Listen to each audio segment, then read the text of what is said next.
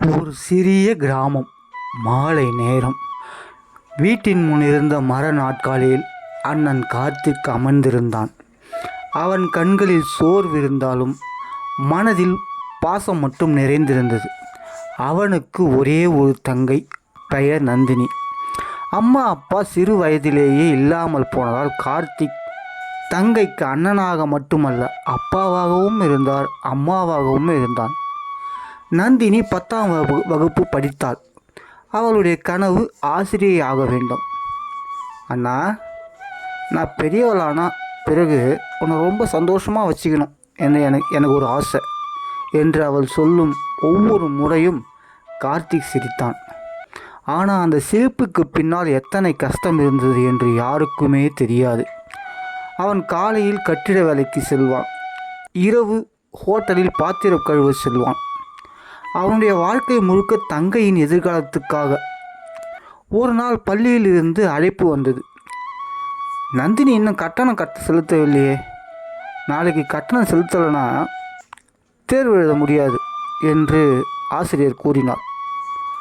அன்று இரவு கார்த்திக் தலையணையில் முகம் புதைத்து அமைதியாக அழுதான். என் தங்கைக்கு அவமானம் வரக்கூடாது என்று ஒரு எண்ணமே. அடுத்த நாள் அவன் தன் அப்பா நினைவாக வைத்திருந்த ஒரு கடிகாரத்தை விற்றான். அது அவனுக்கு மிகப்பெரிய நினைவு சின்னம். ஆனால் தங்கையின் கனவு அதைவிட பெரியது.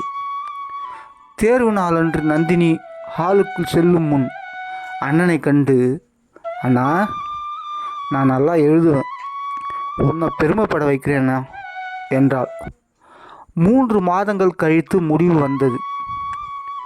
நந்தினி பள்ளியில் முதல் மதிப்பெண் பெற்றாள். அவள் ஓடி வந்து அண்ணனை அணைத்து கொண்டு, இது என் வெற்றி இல்லை அண்ணா, உன் தியாகம் என்று அழுதாள். கார்த்திக் அவளது தலையை தடவி, நீ சிரிக்கிற வரைக்கும் என் வாழ்க்கை வெற்றிதாம்மா என்றான்.